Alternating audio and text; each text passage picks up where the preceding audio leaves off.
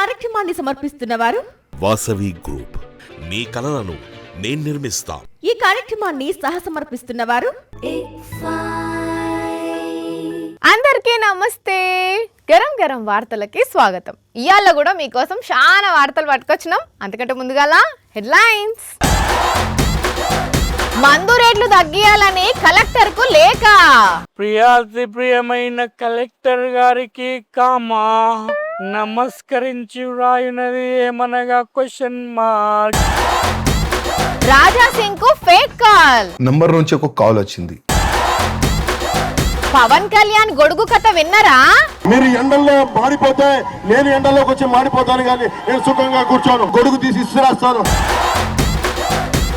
పని చేసే కానే జరుపుకున్నారు షష్ఠి పూర్తి వేడుకలు. మస్తు నవ్వుకున్నారు ఆడున్న జనాలు. సీఎం కుర్చీ మీద విమర్శలు. అంత ఖర్చు అవసరమా అంటున్నారు నెటిజన్లు. బాటిల్లో ఉండే మందంతా గొంతుకొచ్చిందా, గొంతులోంచి కడుపుల జారిందా తందానే. అవ్వా అవ్వా అవ్వా, సిగ్గు శరము మానం లజ్జ ఏమనున్నదా అసలు? గట్ల తాగి పాటలు పాడుతున్నావు. నా బ్రాండ్వి నువ్వే, నా విస్కీవి నువ్వే, నా జిన్నువి నువ్వే, ఓల్కావి నువ్వే. ఆపుతావా నీ పాటలు? గిట్ల తయారైనమైంది అసలు. ఇప్పటికి ఆలస్యం అయిపోయింది. అర్జెంట్ గా లెటర్ రాసి ఇచ్చి రావాలి. ఇంతసేపు పాటలు పాడి మళ్ళేమో రాస్తున్నాడు. కుంపదీసి కవితలు రాస్తున్నాడా ఏంది? ప్రియాతి ప్రియమైన కలెక్టర్ గారికి కామా నమస్కరించి వ్రాయునది ఏమనగా క్వశ్చన్ మార్క్. మద్యం ధరల పెంపుపై ఆలోచించండి ఫుల్ స్టాప్. కలెక్టర్ కు లెటరా? అది కూడా మద్యం రేట్ల గురించి ఆలోచించమనా? ఓ దేడుగా, మెదడేమన్నా మోకాలకు జారిందా? లేదు, మందు రేట్లే ఆకాశానికి ఏరినాయి. అందుకే కలెక్టర్ కి వినతి పత్రం రాస్తున్నా. తాగుడే తప్పురా అంటే ఇంకా మీదికెంచి రేట్ల గురించి లెటర్ రాస్తున్నావా? బరాబర్ రాస్తా. మా 17 మంది అన్నలను ఆదర్శంగా తీసుకొని మరి రాస్తా. 17 మంది అన్నలా? Brothers from another brand shop. ఏహే, చెప్పేదేదో చక్కగా చెప్పు. అన్నలంటావు, లెటర్ అంటావు, 17 మంది అంటావు. ఏంది నీ లొల్లి? రాజన్న సిరిసిల్ల జిల్లా తెలుసు కదా నీకు? తెలుసు. అక్కడ ఒక 17 మంది అన్నలు ఇప్పటికే తెలంగాణలో మందు రేట్లు ఫుల్ ఎక్కువ ఉన్నాయి. మళ్ళా దీనికి తోడు ఇంకొక 30% పెంచుదామని సర్కార్ ఆలోచన చేస్తున్నదట. అయ్యా, మేమంతంత రేట్లు భరించలేము సార్, కాబట్టి ఇప్పుడున్న రేట్లనే కొనసాగించండి అని చెప్పి కలెక్టర్ కు వినతి పత్రం రాసి సమర్పించిండ్రు. అయితే వాళ్ళు అక్కడ రాసిచ్చిండ్రని నువ్వు ఇక్కడ రాసిద్దామని చూస్తున్నావా? ఎస్. నీ సంగతి ఇట్లా కాదు గాని, పెద్దమ్మకు ఫోన్ కొట్టి ఈడు కొలువుకు రాకుండా తాగి దొర్లుతుండని చెప్తే గాని చెమటలు ఒలుస్తుంది నీది. ఓ తల్లి, నువ్వు ఆగు జర్రా. నేనేం నిజంగా మందు తాగలే పాలేదు. ఇగో ఇంట్లో మందు ఊర్లేదు చూడు. ఏదో వార్త చెప్పేటందుకు అట్లా యాక్టింగ్ చేసినాక అంతే. తొక్కతి మా చెప్పినావు గాని. అయితే ఏందట ఇప్పుడు? రేట్లు ఉన్నాయి ఉన్నట్టు ఉంచాలని లెటర్ రాసి రాళ్ళంతా. అదే కదా. కాకుంటే నాకెందుకో సర్కారోళ్ళు గిరాకీ పెంచేటందుకే ఈ ఉపాయం చేసిండ్రేమో అనిపిస్తున్నది. రేటు పెరిగితే గిరాకీ ఎందుకు పెరుగుతుంది? అంటే రేటు పెరిగిందన్న బాధతోటి ఇంకింత తాగుతారు కదా. అవునులే, తాగేటందుకు కారణం కావాలి గంతే కదా. ఇప్పుడు ఆ లెటర్ ను కలెక్టర్ సార్ పట్టించుకుంటే సంతోషంగా తాగుతారు, పట్టించుకోకుంటే బాయల తాగుతారేమో. అంతేగా. సరే గాని నడివిగా ఇంకో తాప గీసోంటి ఏషాలు వెయ్యకు. మరి ఇంతకు కలెక్టర్ సారు ఆ లెటర్ ను సీరియస్ గా తీసుకుంటారో లేదో కదా. మీరు వర్షంలో తడిస్తే నేను గొడుగు పట్టుకోను, తీసి విసిరేస్తా. మీరు ఎండలో మాడిపోతే నేను ఎండలోకొచ్చి మాడిపోతాను గాని నేను సుఖంగా కూర్చోను. ఇంకో గీసోంటి మాటలు అధికారంలోకి రాకముందు పవన్ మస్తు చెప్పిండు కదా. అయితే నిజంగానే పవన్ అట్లనే చేస్తాడా అని చూసిన జనాలకు ఇప్పుడు మంచి సీన్ కనిపించింది. మీరు వర్షంలో తడిస్తే నేను గొడుగు పట్టుకొని గొడుగు తీసి ఇస్తురాస్తాను, మీతో పాటు ఉంటాను. మీరు ఎండల్లో మాడిపోతే నేను ఎండలోకి వచ్చి మాడిపోతాను, కానీ నేను సుఖంగా కూర్చోను. మీరు ఎండలో మాడిపోతే నేను ఎండలోకొచ్చి మాడిపోతా అని అధికారంలోకి రాకముందు ఎన్నెన్నో ఉద్దర మాటలు కాకమ్మ కథలు చెప్పిన కళ్యాణ్ పవను ఇప్పుడు అధికారంలోకి వచ్చినాక గొడుగు విసిరి పడేయకుండానే పాత గొంతును మర్చిపోయి కొత్త గొడుగు నీడలో వచ్చిండు. పాపం పక్కనే 80 ఏళ్లు దాటిన పెద్ద మనిషి బుచ్చయ్య చౌదరి ఎండలనే నడుస్తున్నాడు. మిగిలిన వాళ్ళంతా ఎండలనే నడుస్తున్నారు.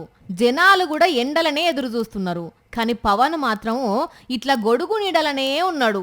ఇక దీన్ని చూసిన కొందరు పబ్లిక్ ఏం సంగతి పవను, అధికారంలోకి రాకముందేమో గొడుగు కథలు మస్తుగా చెప్పినావు, మీరు వానల తడిస్తే నేను కూడా తడుస్తా, మీరు ఎండల మాడితే నేను మాడతా అని ఇప్పుడు అధికారంలోకి వచ్చినాక అవన్నీ మర్చిపోయి ఇట్లా గొడుగు నీడలు వస్తున్నవేందని ప్రశ్నిస్తున్నారు. అయినా గీ గొడుగు గురించి ఏందిలే, నాడు చంద్రబాబు అవినీతి చేసిండు అని చెప్పి ఇప్పుడు ఆయనతోనే కలిసి పనిచేయబట్టే ఆన్నే మాట మార్చిన పవను గీ గొడుగునే వ్యాధి పెట్టుకుంటాడు తీయుండ్రి అని ఇంకొందరు అంటున్నారు. అంతేనా పబ్లిక్ మరి? బటర్ఫ్లై ఎఫెక్ట్ గురించి తెలుసానుల్లా మీకు? ఎక్కడో ఏదో జరిగితే ఇక్కడ మన మీద దాని ప్రభావం చూపుతుంది అంటారు. ఇప్పుడు ఈ మాట ఎందుకు చెప్తున్నా అంటే అసోంటి బటర్ఫ్లై ఎఫెక్ట్ భయమే బగ్గ పట్టుకున్నట్టున్నది పవన్ కళ్యాణ్కు. అందుకే కొన్ని రోజుల నుంచి అంటే అంటే తమిళనాడు రాజకీయాల గురించే మాట్లాడుతున్నాడు పవను. తమిళనాడులో టీవీకే పార్టీ గెలిచి విజయ్ సీఎం అయిన సంధి పవన్ కు కంటి మీద కునుకు లేకుండా అవుతున్నట్టున్నది. పాపం కలలో కూడా విజయే వస్తుండో ఏమో. ఇప్పటికే చాలా మంది విజయ్ లెక్కనే నువ్వు కూడా ఒంటరిగా పోటీ చేస్తే మంచిగుండు అని పవన్ అంటున్నారట. దీని మీద మొదలు కోపం చేసినట్టు కనబడ్డా అటెంక తమిళనాడు రాజకీయాల గురించి పవన్ కూడా తీయకుండా అస్సలకే ఉంటలేడు. తమిళ్ పాలిటిక్స్ చూస్తున్నాయి ఈ మధ్యన. వాళ్ళు ఎంత సుఖంగా చేశారా పాలిటిక్స్, ఎంత సుఖంగా చేశారు, నాకు అసూయ కలిగేంత సుఖంగా చేశారు. ఇన్నరానుల్లా తమిళనాడు రాజకీయాలు పవన్ కు అసూయ కలిగే అంత సుఖంగా చేసిండ్రని పవనే అంటున్నాడు. ఈ లెక్కన చూస్తే పవన్ కళ్యాణ్ తమిళనాడు ఎన్నికల ఫలితాలను మర్చిపోయినట్టు అనిపిస్తలేదు కదా. నిజంగా ఇటువంటి కష్టం ఏ లీడర్కు రావద్దుల్లా. అక్కడ విజయ్ సీఎం అయితే ఇక్కడ పవన్ మీద ఆ ఎఫెక్ట్ యూంచుడేందో, దాని గురించి పవన్ పదే మాట్లాడుడేందో ఏమో.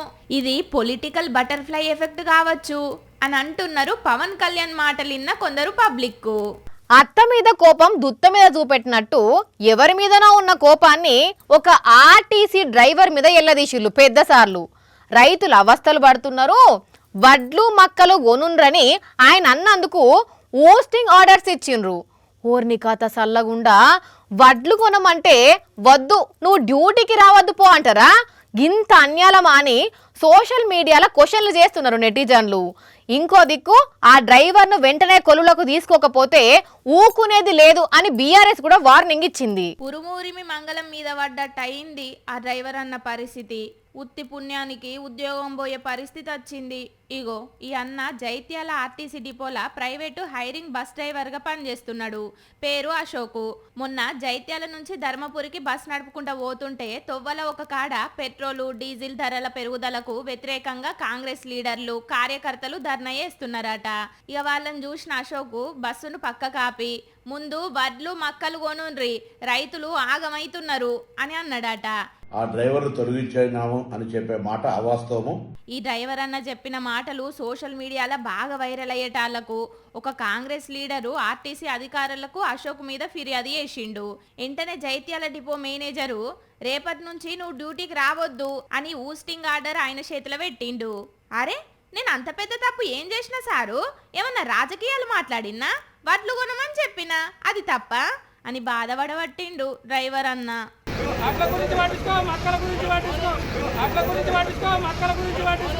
డ్రైవర్ కొలువు ఊడవీకిన్లనే ముచ్చట తెలవంగానే ఇంకింత లొల్లి మోపైంది. ఎంబటే అశోక్ ను డ్యూటీలకు తీసుకోకపోతే ఆర్ఎం ఆఫీస్ ను ముట్టడి చేస్తామని వార్నింగ్ ఇచ్చిండు BRS MLA Gangula Kamalakar sir. Ashok ను తీసుకునేదాకా సోషల్ మీడియాలో ఉద్యమం చేస్తాం అని చెప్పుకొచ్చిండు. మనం అశోక్ రిక్రూట్ అయ్యేదాకా సోషల్ మీడియాను వాడుకుంటాము, సస్పెండ్ చేస్తే నువ్వు మళ్ళీ సాయంత్రం రిక్రూట్ అయ్యేదాకా మేము అక్కడే కూర్చుంటామని చెప్పేసి కరీంనగర్ స్టార్ట్ చేస్తాము. గుమ్మడికాయల దొంగ అంటే భుజాలు దుడుముకున్నట్టు వడ్లు కొనుండ్రి అన్నందుకు ఉద్యోగం తీసేస్తారా? గింత అన్యాలమా అని నెటిజన్లు కూడా గట్టిగానే అరుచుకుంటున్నారు. మరి ఆర్టీసీ పెద్ద సార్లు ఏం చేస్తారో చూడాలే ఇక. అటు డీజిల్ మక్కలు డీజిల్ గురించి పెట్రోల్ గురించి ధర్నా చేస్తున్నాం అంటే దాని గురించి కాదు, అట్లు మక్కలు రైతులు కాడ పరిశాన్ అవుతుంది, దాని గురించి పట్టించుకోవాలి, జగన్ గురించి మాట్లాడరు అని చెప్పి అంతా చెప్పినా వెళ్ళిపోయినా. నేను రాజకీయ నాయకులు పేరు తీయలేను, ఏ పార్టీ గురించి మాట్లాడలేను, ఎవరి గురించి నేను మాట్లాడలేను. మన రాజాసింగ్ సార్కు ఎవరో ఫోన్ చేసిర్రట. మరి ఆ చేసిన వాళ్ళు ఎవరు, ఏం మాట్లాడినరు, అసలు సారు ఏపీ తెలంగాణ ఎమ్మెల్యేలను జాగ్రత్తగా ఉండునని ఎందుకు చెప్తున్నాడో అడిగి తెలుసుకుందాము. ఏంది సారు కథ? నిన్న సాయంత్రం నాకు ఒక నంబర్ నుంచి ఒక కాల్ వచ్చింది. ఏ నెంబర్ నుంచి సారు? 7386719629. ఎవరు సార్ ఫోన్ చేసింది? మరి పేరన్నాడైన దిలీప్ కుమార్. ఫోన్ చేసి ఏమన్నాడు? Prime minister Viksit Bharat scheme ఒక లాంచ్ అయింది. అంటే ఒక యూత్ కి 10 lakh రూపీస్ వాళ్ళు లోన్ గా ఇస్తున్నారు. అదేవిధంగా 50% సబ్సిడీ ఉంటది. అబ్బా, మీకు మంచిగా సాయం చేద్దామనే ఫోన్ చేసినట్టున్నాడు కదా. దాదాపు నేను ఆయన చెప్పిన మాటలకి నేను నమ్మినా కూడా. నమ్మినా అంటే ఎక్కడైనా డౌట్ వచ్చిందా సార్? నాకు డౌట్ వచ్చింది. డౌట్ ఎందుకు వచ్చింది సార్? ఈ రోజే అంటే నిన్న నైటే మీరు ఆధార్ కార్డులు అన్ని పెట్టాలి. ఏం చేసిర్రు మరి అప్పుడు? మన భట్టి గారు పిఏకి నేను కాల్ చేసిన. ఏమన్నాడు ఆయన మరి? లేదు సార్, ఇట్లాంటి వ్యక్తి లేడు, ఇట్లాంటి స్కీమ్ కూడా లేదు అని ఆయన పిఏ అంటే నాకు డౌట్ వచ్చేసింది, ఇది ఫేక్ కాల్ అని. అబ్బా, అంటే ఫోన్ చేసినోడు సైబర్ నేరగాడు అన్నట్టే. జనాలు ట్రాప్ అవుతున్నారు, మనం చూస్తున్నాం. ఎమ్మెల్యేస్ కూడా ఈడుస్తలేరు. అవును, ఆ నడుమ కడియం శ్రీహరి సార్ కూడా గిట్లనే ఫోన్ చేసిర్రు. తెలంగాణ ఆంధ్రప్రదేశ్ ఎమ్మెల్యేలు కొద్దిగా జాగ్రత్త. ఫోన్ చేసి వాళ్ళు ఏమైనా పైసలు అడుగుతుండ్రా సార్? మరి ఈచ్ మెంబర్ 10,000 20,000 50,000 అని ఆయన అడుగుతారు. మనం నమ్మి పైసలు వేస్తే అంతేనా ఇక? ఇప్పుడు ఈ ఫోన్ కి నేను ట్రై చేస్తే ఈ ఫోన్ కూడా స్విచ్ ఆఫ్ అయిపోయింది. పబ్లిక్ చూసిండ్రు కదా, ఎమ్మెల్యేలనే సైబర్ నేరగాళ్ళు గిట్లా మోసం చేద్దామని చూస్తురంటే ఇంకా నార్మల్ పబ్లిక్ ను ఇడ్చి పెడతారా? అందుకే ట్రాప్ కాకుండ్రి.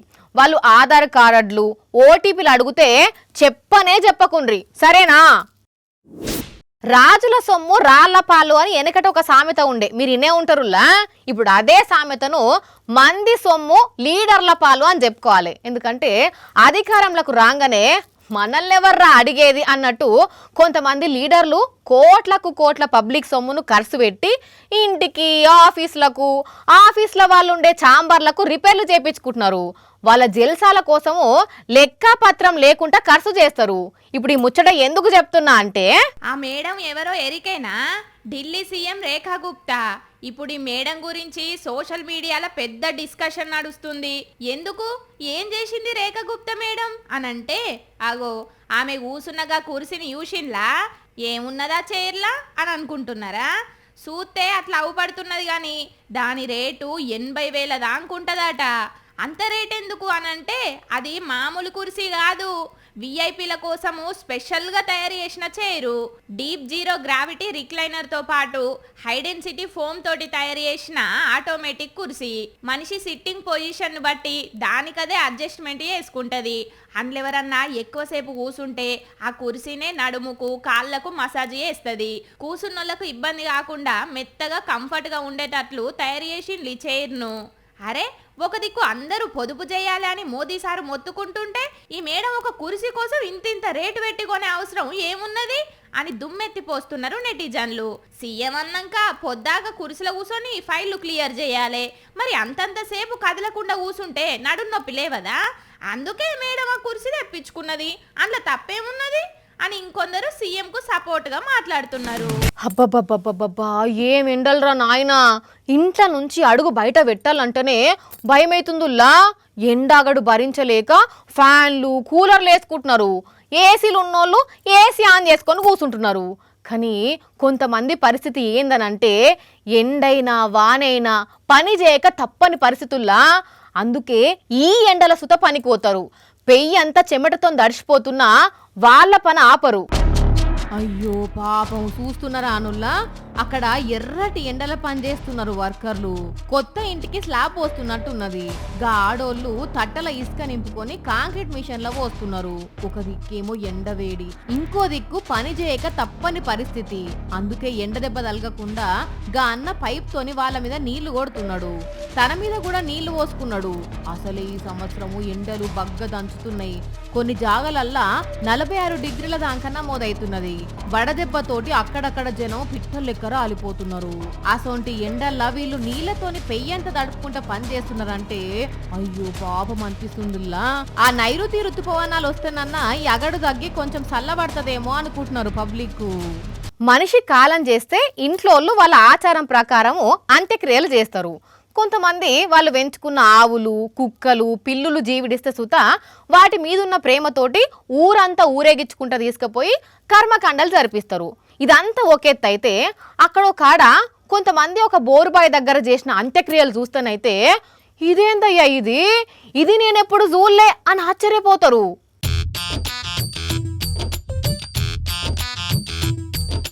అయ్యో పాపం చూస్తున్నారా అనుల్లా, ఆ ఆడోళ్ళందరూ గుండెలు బాదుకుంటా ఎట్లేడుస్తున్నారో.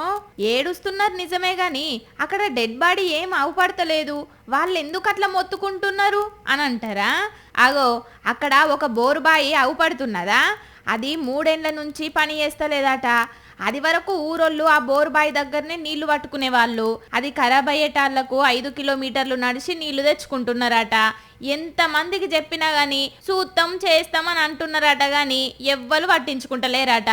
ఇక చూసి ఆ ఊరి ఆడోళ్ళు ఇట్లా బోరుబాయికి ఒక పూల దండేసి దీపం వెలిగించి, బోరమ్మో ఓ బోరమ్మా నువ్వు లేకుంటే మేమేం తాగాలే బోరమ్మో, మేమెట్లా బతకాలే బోరమ్మా అని మొత్తుకుంటా దానికి అంత్యక్రియలు జరిపించిండ్లు.